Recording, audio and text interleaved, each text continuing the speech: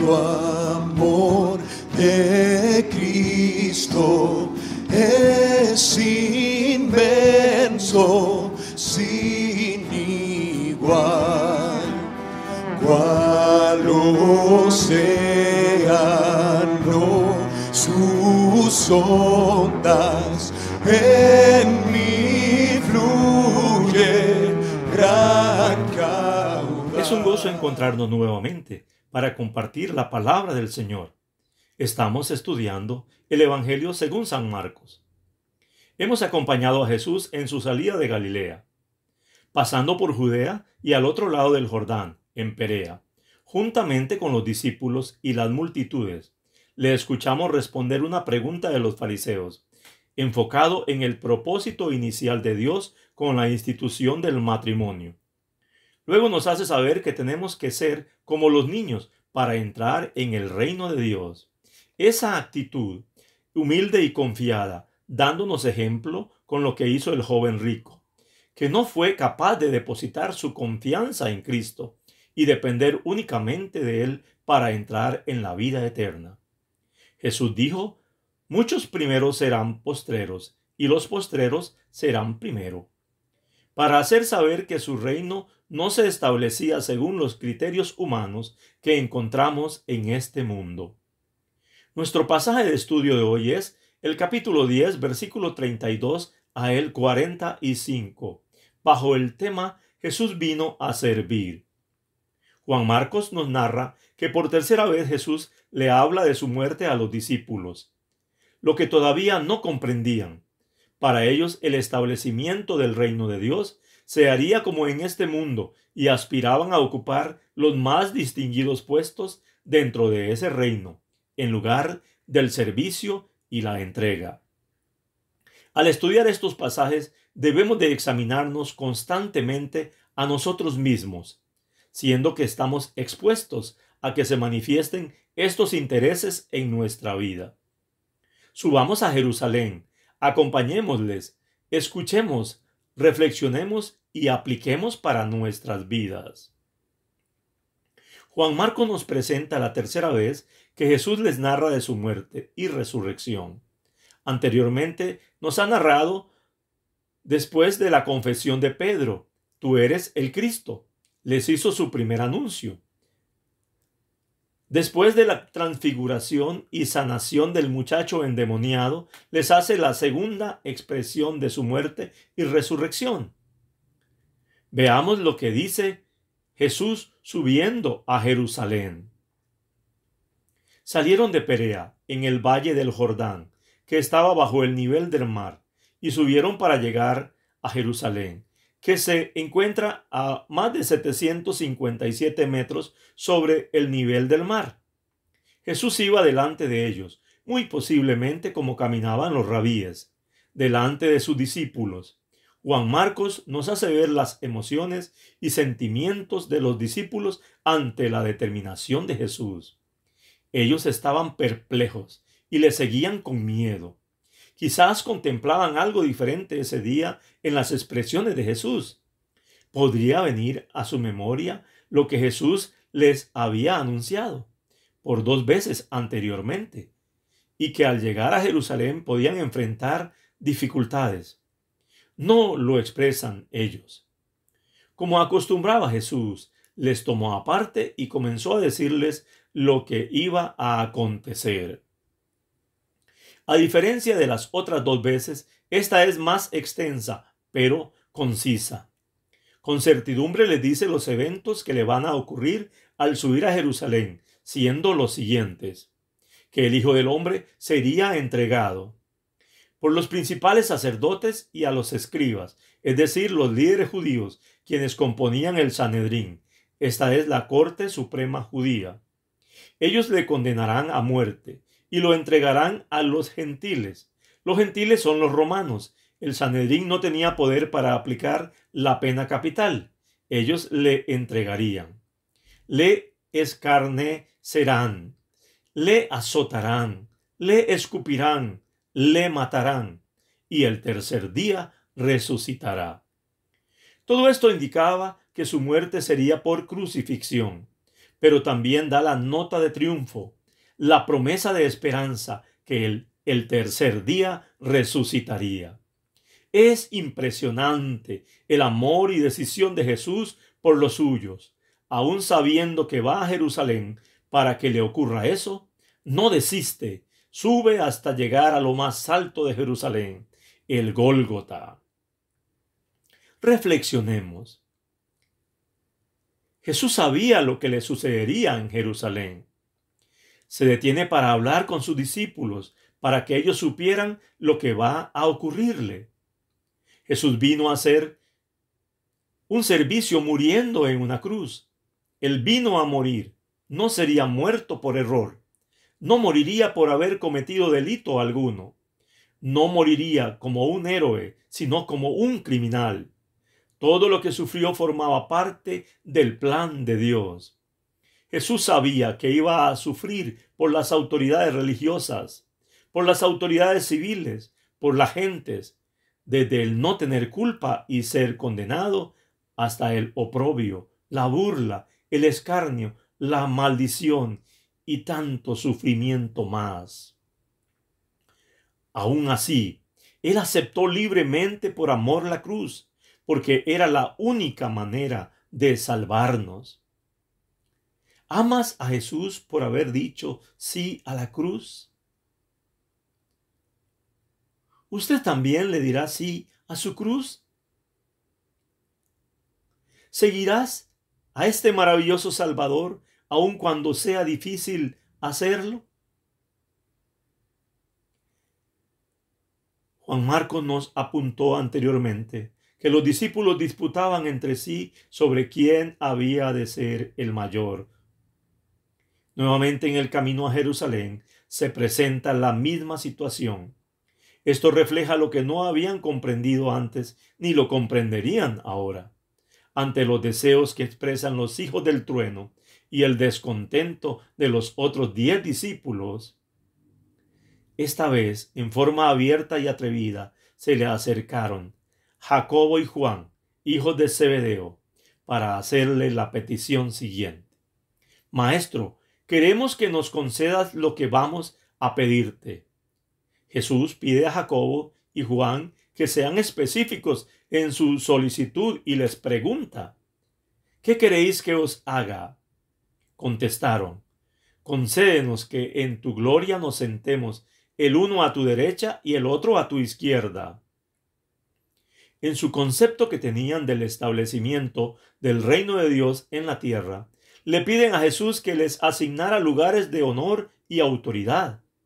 Uno de ellos deseaba sentarse a la derecha, siendo la posición más alta que se podía asignar, y el otro a la izquierda, segunda posición más elevada en la realeza, siempre buscando servirse del poder. Jesús les dijo que no se daban cuenta de lo que su petición implicaba. Usando 2 ilustraciones similares les dice: podéis beber del vaso que yo bebo, o ser bautizados con el bautismo con que yo soy bautizado. Pedir un lugar de honor en su gloria también era pedir compartir sus sufrimientos, puesto que lo uno es requisito de lo otro. El vaso era usado frecuentemente por los judíos como una metáfora, ya fuera del gozo o del juicio divino contra el pecado humano, como es el caso aquí. Jesús se aplica para él, ya que llevaría voluntariamente el juicio de la ira de Dios contra el pecado, en lugar de nosotros los pecadores. La otra figura es sinónima: el bautismo. El estar bajo el agua era usado en el Antiguo Testamento como figura de estar agobiado por la calamidad. Aquí, la calamidad que Jesús enfrentaba era llevar la carga del juicio de Dios sobre su pecado, la cual incluía los sufrimientos agobiantes que culminarían en su muerte. Él iba a beber del vaso y ser bautizado. Dios puso estos sufrimientos sobre él. Jacobo y Juan respondieron positivamente contestando: podemos. Ciertamente podían beber el vaso y ser bautizados, pero no en la dimensión que lo fue Jesús. Fue negada su petición por Jesús. A él no le correspondía hacer tales cosas. Es tarea del Padre para aquellos que está preparado. Reflexionemos. Ante la petición de Jacobo y Juan, Jesús les dice: ¿no sabéis lo que pedís? ¿Sabemos nosotros lo que pedimos? Esto pone en evidencia lo que ocurre con muchas de nuestras oraciones. No sabemos lo que pedimos. Desde luego, Dios no nos va a dar siempre lo que le pedimos.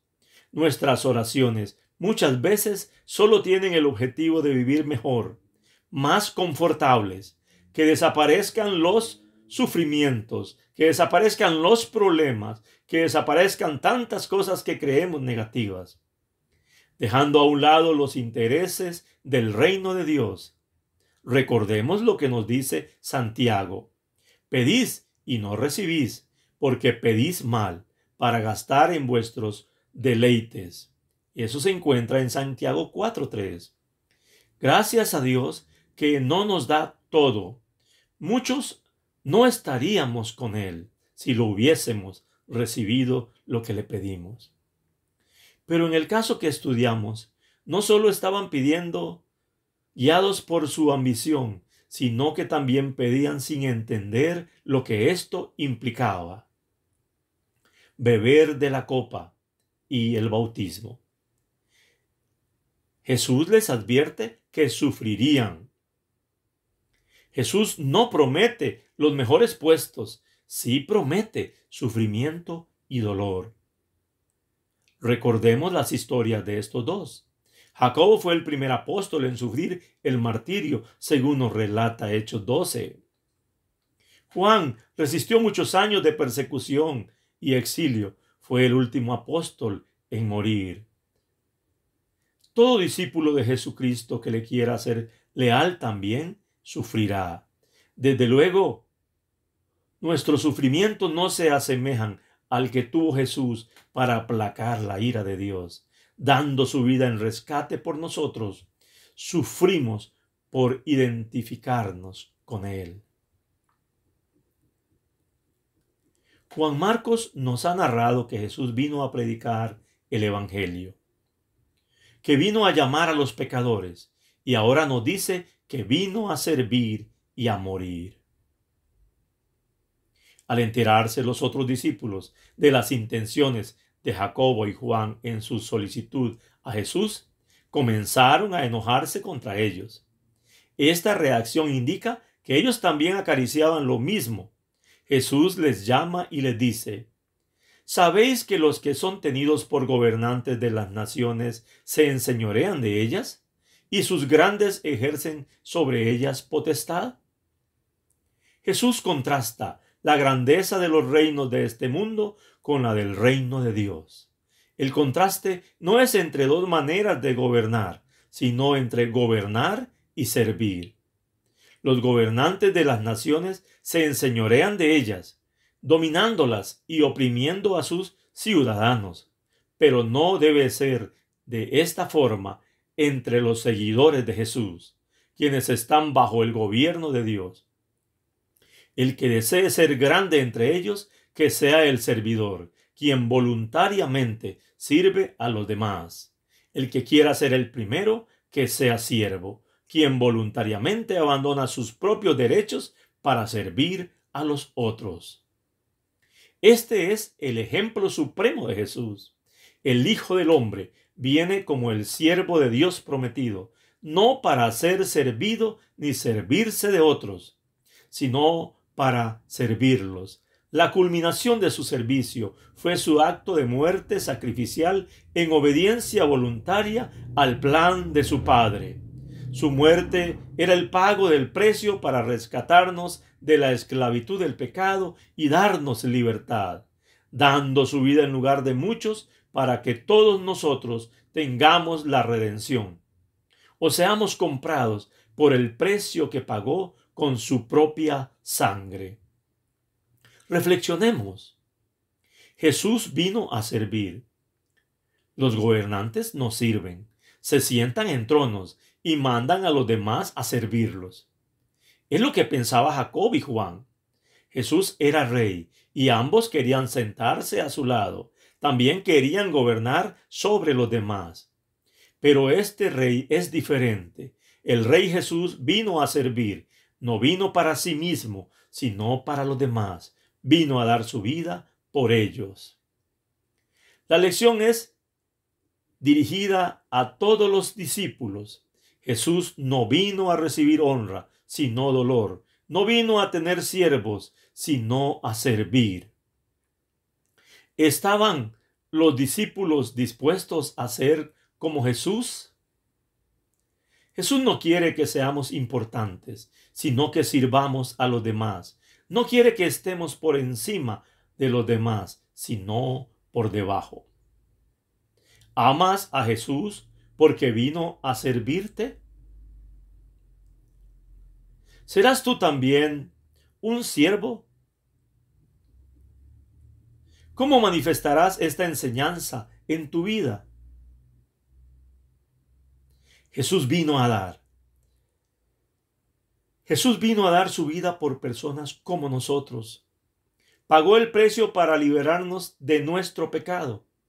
Murió para que pudiéramos vivir eternamente. ¿Amas a Jesús por habernos dado tanto? ¿Estás dispuesto a recibir su regalo de salvación gratuito? ¿Recibirás su amor, su perdón y su vida? ¿Le seguirás como su discípulo? ¿Disfrutarás de la vida eterna? Porque el Hijo del Hombre no vino para ser servido, sino para servir y dar su vida en rescate por todos. Como Él, sus discípulos necesitamos poder para servir y no para ser servidos. Poder para voluntariamente servir a otros y no para que el poder nos sirva de mandar a otros. Ser siervos motivados por el amor y agradecimiento a nuestro Redentor, mostrándonos a otros a través del servicio, es el ejemplo supremo que nos da Jesús. El Hijo del Hombre no vino para ser servido, sino para servir y para dar su vida en rescate por todos. Se les ama. Dios les bendiga más. Una feliz semana. El profundo amor de Cristo, digno es de loor y pres. Cuando ama siempre